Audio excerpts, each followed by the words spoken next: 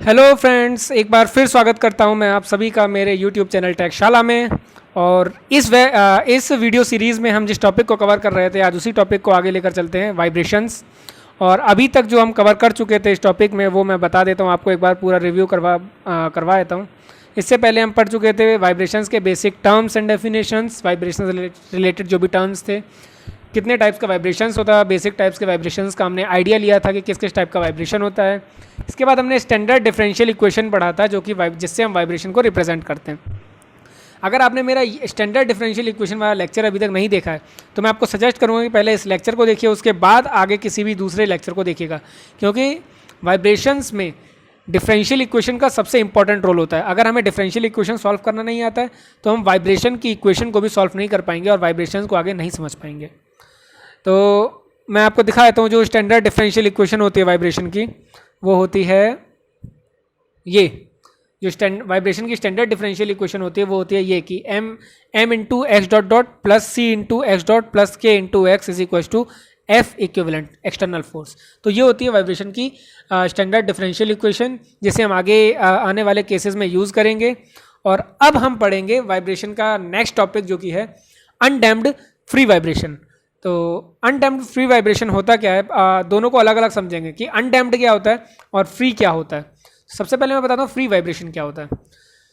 When any electric system vibrates without any external force, it is called free vibration. कि कोई भी system जब vibrate करता है अपनी मर्जी से, बिना किसी एक्सटर्नल फोर्स के, तो उसे कहते हैं फ्री वाइब्रेशन। कि इस बॉल पर अगर मैंने एक फोर्स एफ लगाया था, जिसकी वजह से इसमें टू एंड फ्रो मोशन होने लगा, लेकिन इस टू एंड फ्रो मोशन के दौरान इस पर कोई फोर्स एक्सटर्नल अप्लाई नहीं हो रहा, ये नेचुरली वाइब्रेट हो रही है बॉल मीन पोजीशन के अराउंड, तो इसे कहा जाएगा नेचुरल फ्री वाइब्रेशन। ठीक है। सिमिलरली इधर मैंने एक स्प्रिंग सिस्टम लिया हुआ है कि अगर मैंने कोई मास m को कोई डिस्प्लेसमेंट x1 दिया है, तो ये भी अपनी मीन पोजीशन के around two and fro motion करेगा नेचुरली, क्योंकि इस वाइब्रेशन के दौरान इस पर कोई भी एक्सटर्नल फोर्स अप्लाई नहीं हो रहा है। फोर्स मैंने इसे सिर्फ वाइब्रेशन को करने के लिए दिया था, उसके दौरान कोई फोर्स नहीं दे रहा हूँ। सो फ्री वाइब्रेशन जो होता है वो एक ऐसा वाइब्रेशन होता है जिसमें कोई भी एक्सटर्नल फोर्स अप्लाई नहीं करते हैं वाइब्रेशन के दौरान, सिर्फ वाइब्रेशन करने के लिए फोर्स अप्लाई करते हैं, वाइब्रेशन के दौरान कोई हम एक्सटर्नल फोर्स अप्लाई नहीं करते। फ्री वाइब्रेशन के बाद हम समझते हैं कि अनडैम्प्ड क्या होता है। अनडैम्प्ड वाइब्रेशन क्या होता है? अनडैम्प्ड वाइब्रेशन मतलब कि अगर इस वाइब्रेटिंग बॉडी में, ये जो वाइब्रेटिंग बॉडी थी मेरी, इसमें वाइब्रेशन के दौरान इसकी जो एनर्जी ई थी, जो टोटल एनर्जी ई टी थी, उसमें कोई लॉस नहीं हो रहा है, मतलब change in energy is equal to zero है। जो वाइब्रेटिंग सिस्टम की जो टोटल एनर्जी थी वो कांस्टेंट रहती है, कोई एनर्जी का चेंज नहीं हो रहा है, एनर्जी का लॉस नहीं हो रहा है, तो वो कहलाता है अनडैम्प्ड फ्री वाइब्रेशन। मतलब if during free vibration the loss of energy occur due to friction and resistance, कि वाइब्रेशन के दौरान कोई भी नो लॉस ऑफ एनर्जी हो, चाहे वो लॉस फ्रिक्शन से हो या किसी दूसरे रेजिस्टेंस से, कोई भी लॉस ना हो, तो वो कहलाता है हमारा अनडैम्प्ड फ्री वाइब्रेशन। तो अनडैम्प्ड फ्री वाइब्रेशन जो होता है उसमें जो हमारी वाइब्रेटिंग बॉडी होती है, इसमें ना तो कोई एक्सटर्नल फोर्स वाइब्रेशन के दौरान लगता है और ना ही इसमें एनर्जी का कोई लॉस होता है। और क्योंकि ना तो कोई एनर्जी का लॉस होता है और ना ही इसमें कोई एक्सटर्नल फोर्स अप्लाई होता है, इसलिए जो इसका वेव फॉर्म होता है वो कुछ इस तरीके से होता है। ये इस वेव फॉर्म में आप ध्यान से देखिए, ये बिल्कुल भी अपने आप को रिड्यूस नहीं कर रहा है, इसकी कॉन्स्टेंटली चला जा रहा है, ये अपर लिमिट और लोअर लिमिट के बीच में कॉन्स्टेंटली चलता चला जाएगा, और इसलिए ये इन्फिनिटी तक जाएगा जब तक टाइम चलता रहेगा, और ये कॉन्स्टेंटली ऐसे ही जाता रहेगा क्योंकि इसका कोई एनर्जी लॉस हो ही नहीं रहा है। तो इसीलिए अनडैम्प्ड फ्री वाइब्रेशन यही होता है। अब हम बात करते हैं इसकी डिफरेंशियल इक्वेशन की, कि एक अनडैम्प्ड फ्री वाइब्रेशन की डिफरेंशियल इक्वेशन क्या होती है। सो मान लेता हूँ मैं कि ये मेरा एक सिस्टम है, स्प्रिंग मास सिस्टम है, जिसमें मास m1 है और स्प्रिंग कांस्टेंट k1 है। इस m1 मास को मैंने डिस्प्लेसमेंट x1 दिया। तो इससे पहले मैं सबसे पहले बताता हूँ कि ये मेरा स्प्रिंग था और इनिशियली ये नॉर्मल लेंथ में था, लेकिन जैसे ही मैंने इस पर मास m लटका दिया तो इसकी जो लेंथ इलोंगेट हुई वो डेल, ये स्प्रिंग कांस्टेंट k है, ये मास m है, तो मास m लटकाने के बाद ये डेल लेंथ इंक्रीज हो गया, जो स्प्रिंग की लेंथ है वो इंक्रीज हो गई है डेल अमाउंट से। सो अगर मैं इस पर इसका फ्री बॉडी डायग्राम ड्रॉ करूं, तो ये मेरा मास m है, इसमें ऊपर की तरफ स्प्रिंग फोर्स लग रहा होगा और नीचे की तरफ वेट इसका mg लग रहा होगा, तो इस केस में स्प्रिंग फोर्स जो होगा वो वेट mg के इक्वल होगा। सो यही मैंने यहाँ लिखा हुआ है कि अगर मैंने इस पर कोई जब मास लटकाया तो इस पर एक डिस्प्लेसमेंट डेल आई और इसका फ्री बॉडी डायग्राम जो बन रहा है वो ये बन रहा है, तो इसमें mg is equal to k del आ जाएगा which is given by this. So मेरी जो फर्स्ट इक्वेशन आई कि जब मैंने इक्विलिब्रियम सिस्टम में इसे छोड़ दिया तो इसका जो वेट है बोले तो mg वो इसके स्प्रिंग फोर्स मतलब k इंटू डेल के इक्वल हो जाएगा। ठीक है, ये मेरी इक्वेशन 1 आ गई। अब क्योंकि ये जो सिस्टम है मेरा, ये अभी इसमें कोई भी वाइब्रेशन नहीं हो रहा है, इसमें नो वाइब्रेशन है। ठीक है, कोई वाइब्रेशन नहीं हो रहा है, तो नो वाइब्रेशन है, तो इसलिए अब मैंने इसे एक डिस्प्लेसमेंट x1 दिया, इसकी मीन पोजीशन से मैंने इसे खींचा और इसे डिस्प्लेसमेंट x1 दे दिया। तो जब मैंने इसे डिस्प्लेसमेंट x1 दिया तो यहां पर जब मैंने इसे डिस्प्लेसमेंट x1 दे दिया तो डिफरेंट फोर्सेस जो इस पर अप्लाई वर्क किए करेंगे, तो जो स्प्रिंग का टोटल चेंज इन लेंथ हुआ वो हुआ डेल प्लस एक्स। तो स्प्रिंग फोर्स हो जाएगा वो हो जाएगा के इंटू डेल प्लस एक्स जो कि अप साइड में होगा। ठीक है, सेकंड डाउनवर्ड साइड में एक तो मेरा होगा वेट mg और दूसरा होगा एक्सेलरेशन जो कि उस सिस्टम में प्रेजेंट होगा mx डॉट डॉट। तो इस फ्री बॉडी डायग्राम से मुझे क्या दिख रहा है कि kx plus del upward direction में है, बाकी के दोनों फोर्स डाउनवर्ड डायरेक्शन में। तो इन्हें इस फ्री बॉडी डायग्राम को अगर मैं इक्विलिब्रियम इक्वेशन में रखूंगा तो जो मेरी फाइनल इक्वेशन आएगी वो कुछ इस तरीके से आएगी, ये नहीं ये कि F X X plus M G is equal to K into del plus X. यहां पर के एफ एक्स एक्स क्या है, एम इंटू एक्सेलरेशन और उस सिस्टम का M into x dot dot, ये है एफ एक्स एक्स। सो अगर मैं एफ एक्स एक्स की वैल्यू यहां रखूंगा, इसकी वैल्यू यहां रखूंगा और मुझे पता है कि के डेल जो मेरा है, जो के डेल है वो हमने पीछे एम जी के इक्वल रखा था, ये एम जी आया, एक मिनट, एफ एक्स से एफ एक्स आया, फिर एम जी मेरा एम जी है और के डेल को मैं इधर से इधर लेकर आया तो माइनस में हो गया। और जब मैंने के डेल को सॉल्व किया तो मैंने पीछे देखा था कि मेरा के डेल जो था वो एम जी के इक्वल था, तो एम जी से के डेल कैंसिल हो जाएगा और फाइनल जो टर्म बचेगा मेरे पास वो बचेगा f x minus k x is equal to zero and f x is given as force कितना था, मास इंटू एक्सेलरेशन, मतलब m into x double dot plus k x is equal to zero. तो ये जो मेरी आई ये है एक general differential equation for free undamped vibration. Free undamped vibration की जो जनरल डिफरेंशियल इक्वेशन आई वो आई m x dot dot plus k x is equal to zero. ये मेरी जनरल डिफरेंशियल इक्वेशन आई। तो ये तो मैंने इस डायग्राम से इसके फ्री बॉडी डायग्राम से जो यहाँ पर मैंने डायग्राम रिप्रेजेंट किया हुआ है इसके फ्री बॉडी डायग्राम से निकाली है। ठीक है, यहाँ पर एक्स डॉट डॉट है कि double derivative x dot dot basically acceleration है which is double derivative of displacement. तो ये तो मैंने इस डायग्राम के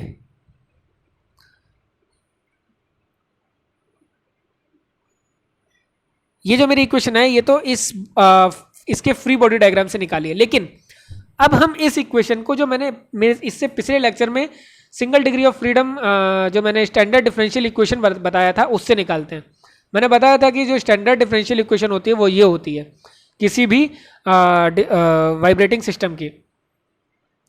तो मेरे इस वाइब्रेटिंग जो जनरल डिफरेंशियल इक्वेशन थी वाइब्रेटिंग सिस्टम की वो थी m into x double dot plus c into x dot plus k into x is equal to external force.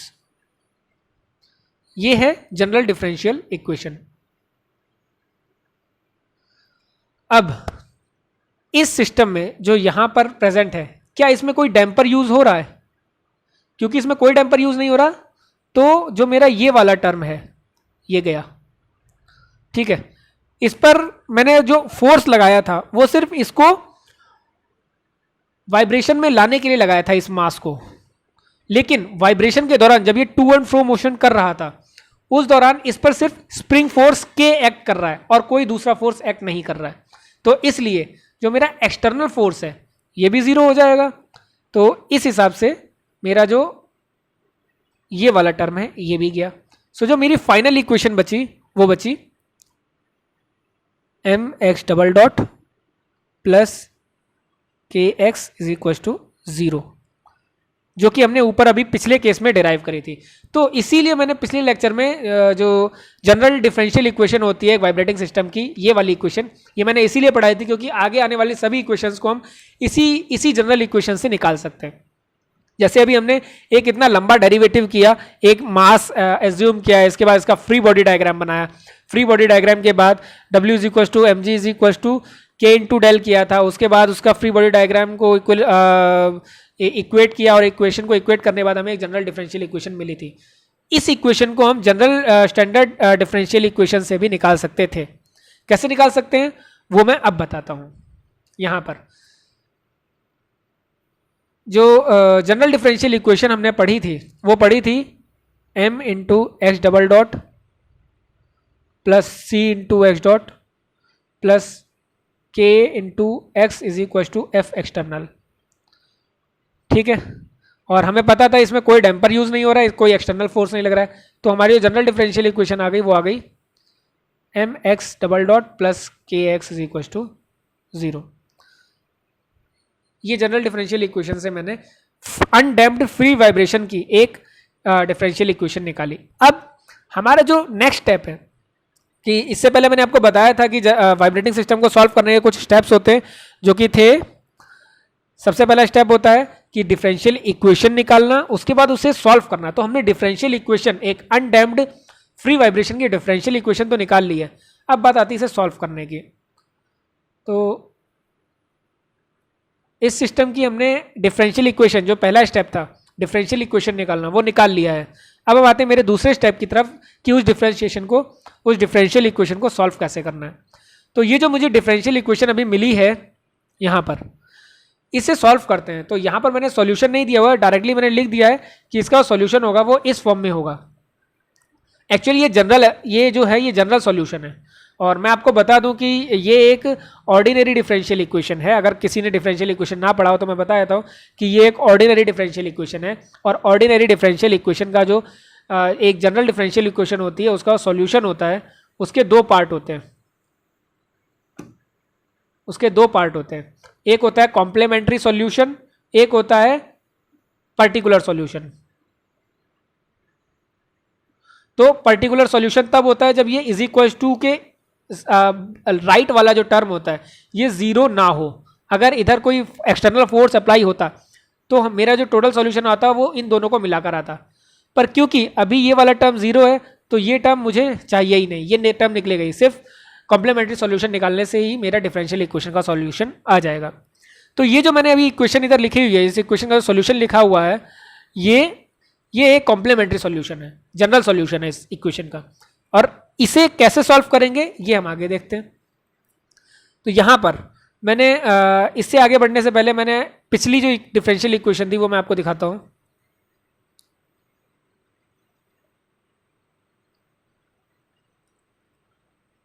ये रही, ये मेरी जनरल डिफरेंशियल इक्वेशन थी, और इसको जब हम सॉल्व करना शुरू किया था तो इसका जनरल सॉल्यूशन आया था वो ये आया था, alpha is equal to omega N into minus damping ratio plus minus damping ratio का स्क्वायर माइनस 1।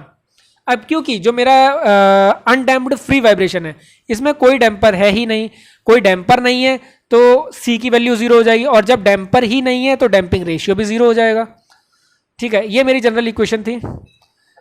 फिर से देख लीजिए, जो जनरल सॉल्यूशन आया था वो स्टैंडर्ड डिफरेंशियल इक्वेशन का वो आया था, वो alpha is equal to, alpha उसका रूट है, alpha is equal to omega n मतलब natural frequency into minus damping ratio plus minus damping ratio का अंडर रूट डैम्पिंग रेशियो का स्क्वायर माइनस 1। तो ये आया था उसका जनरल सॉल्यूशन उस डिफरेंशियल इक्वेशन का। अब इसी जनरल सॉल्यूशन को मैं आगे लिखने जा रहा हूं। तो जब मैंने जनरल सॉल्यूशन यहां पर लिखा तो क्योंकि कोई डैम्पर मैं यूज नहीं कर रहा हूं तो जो मेरी सी की वैल्यू होगी डैम्पिंग कांस्टेंट वो जीरो हो जाएगा, और जब डैम्पिंग कांस्टेंट जीरो होगा तो डैम्पिंग रेशियो भी जीरो होगा। डैम्पिंग रेशियो जब जीरो होगा तो जो मेरी इक्वेशन थी, क्या इक्वेशन थी मेरी, एक बार याद दिला दो। हमारी जो इक्वेशन थी वो थी alpha is equal to omega N into damping ratio minus plus minus under root damping ratio का स्क्वायर माइनस 1। ये इक्वेशन थी। चूंकि मेरा डैम्पिंग रेशियो कोई डैम्पर ना होने की वजह से जीरो हो जाएगा, तो इस इक्वेशन में जब मैं जीरो रखूंगा तो ये टर्म गया और इधर आ जाएगा -1। तो जो मेरा जनरल सॉल्यूशन आ जाएगा वो आ जाएगा ये कि अल्फा 1 पहला रूट इज इक्वल टू दूसरा रूट, दोनों रूट आपस में इक्वल होंगे लेकिन एक दूसरे कॉम्प्लीमेंट्री होंगे, plus minus omega an iota. तो जो इस डिफरेंशियल इक्वेशन के जो रूट्स होंगे वो सेम रूट होंगे बट एक दूसरे के कॉम्प्लीमेंट्री होंगे। यहां से हम वो चीज देख सकते हैं। अब हम वापस अगर डिफरेंशियल इक्वेशन में जाएंगे तो अगर रूट्स का सेम रूट्स हो एंड एक दूसरे के कॉम्प्लीमेंट्री हो और कॉम्प्लेक्स रूट हो एंड कॉम्प्लेक्स रूट हो, तो उसका जो सॉल्यूशन आता है वो इस फॉर्म में आता है। ठीक है, अगर डिफरेंशियल इक्वेशन को आप ध्यान से पढ़ेंगे तो सेम कॉम्प्लेक्स रूट्स हो और सेम एंड कॉम्प्लीमेंट्री हो, तो उस केस में जो उसका जनरल सॉल्यूशन आता है वो इस फॉर्म में आता है, जो कि मैंने यहाँ डिफरेंशियल इक्वेशन से रिप्रेजेंट किया है, इक्वेशन 7.1 से। तो क्योंकि यहाँ पर मेरे जो रूट्स हैं अल्फा 1 अल्फा 2 वो एक दूसरे कॉम्प्लीमेंट्री हैं और इक्वल हैं, तो इसका जनरल सॉल्यूशन आएगा वही ये आएगा, या इसी इक्वेशन को मैंने यहाँ पर दिखाया हुआ था इस सॉल्यूशन के फॉर्म में। हालांकि अभी हम इसकी बात नहीं करते, अभी हम बात करते हैं इसकी। तो जो इसका जनरल सॉल्यूशन निकल के आया इन रूट्स की वैल्यू निकाल के, वो आया इक्वेशन 7.1 में कि xt मतलब displacement at time t, displacement of vibration at time t is equal to b1 is a constant into exponent की power iota omega n t plus b2 into exponent की power minus iota omega n t. तो ये मेरी general differential equation आ गई 7.1 से। जो solution आया differential equation का वो ये आया। अब ये भी एक एक्सेप्टेबल सॉल्यूशन नहीं है क्योंकि इससे हम कुछ भी कंक्लूड नहीं कर सकते हैं, तो इसे फर्दर सॉल्व करते हैं। फर्दर सॉल्व करने के लिए हमें चाहिए मेरी बाउंड्री कंडीशन। सो इस डिफरेंशियल इक्वेशन की बाउंड्री कंडीशंस क्या होंगी? डिफरेंशियल इक्वेशन की बाउंड्री कंडीशंस है मेरी कि इनिशियली जो इसका पोजीशन था स्प्रिंग का वो x नॉट पर था, और x नॉट, और जो इसमें इनिशियल वेलोसिटी थी वो x नॉट डॉट थी। ठीक है, at time t is equal to 0 पर। तो जब मैं ये दोनों कंडीशन इस इक्वेशन में रखूंगा, इससे पहले मैं आपको बता दूं कि x iota theta is equal to cos theta plus iota sine theta, और x e की power iota minus iota theta is equal to cos theta minus iota sine theta के इक्वल होता है। और जब ये दोनों वैल्यूज मैं इस इक्वेशन में रखूंगा तो मुझे ये इक्वेशन 7.2 मिलेगी, और जब मैं इसे फर्दर सॉल्व करूंगा तो ये इक्वेशन 7.3 में कन्वर्ट हो जाएगी, और इक्वेशन 7.3 में मैं ये बाउंड्री कंडीशंस रखूंगा। तो इक्वेशन 7.3 में मैंने जब ये बाउंड्री कंडीशंस रखी तो मुझे क्या मिलता है? तो मुझे मिलता है मेरा general solution which is xt is equal to a into sine omega T plus phi. ये है इस अनडैम्प्ड फ्री वाइब्रेशन का जो जनरल सॉल्यूशन है, वो है इक्वेशन 8 विच इज इंपॉर्टेंट। इसका मतलब मैं इक्वेशन 8 का यूज करके अनडैम्प्ड फ्री वाइब्रेशन का वेलोसिटी भी निकाल सकता हूं एट टाइम t पर, उसका टाइम पीरियड निकाल सकता हूं, उसका एम्पलीट्यूड निकाल सकता हूं, उसका फेज डिफरेंस निकाल सकता हूं, उसका एक्सेलरेशन निकाल सकता हूं, जो मेरा मन हो मैं वो निकाल सकता हूं इस अनडैम्प्ड फ्री वाइब्रेशन का यूजिंग इक्वेशन 8। तो ये है मेरी जनरल जो अनडैम्प्ड फ्री वाइब्रेशन का इक्वेशन का जो सॉल्यूशन है वो इक्वेशन 8 है। अब इस इक्वेशन में ध्यान से देखें, यहां पर एक टर्म आ रहा है साइन। हम सभी जानते हैं कि जो साइन फंक्शन होता है वो एक साइक्लिक पीरियोडिक फंक्शन होता है। पीरियोडिक फंक्शन मतलब ये एक खुद को after equal interval of time repeat करता है, जैसे यहां पर मैंने दिखाया हुआ है ये। तो क्योंकि इसमें साइन टर्म आ रहा है और इसका मतलब ये खुद को after T interval of time के बाद रिपीट कर रहा है, तो इसलिए ये एक पीरियोडिक फंक्शन हुआ। दूसरी बात, यहां पर एक फाई आ रहा है, phi is phase angle. Phase angle क्या होता है वो मैं आपको भी बताऊंगा। और ए यहां पर जो है वो इसका वाइब्रेशन का एम्पलीट्यूड है। तो इसे अगर मैं ग्राफिकली शो करूं तो ये हो जाता है मेरा ये मेरा साइन वेव फॉर्म जा रहा है जिसका एनर्जी लॉस बिल्कुल नहीं हो रहा है, जो लगातार चलते ही जा रहा है।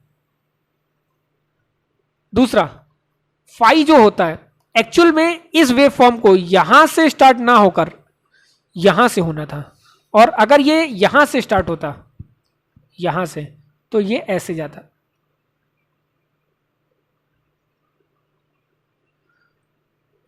तो इसका मतलब अगर मेरे इस वेव फॉर्म में और ओरिजिनल वेव फॉर्म में देखा जाए तो जो मैंने वेव फॉर्म ड्रॉ किया है और जो ओरिजिनल वेव फॉर्म है इसमें थोड़ा सा डिस्टेंस है, और यही जो डिस्टेंस होता है यही होता है फेज डिफरेंस।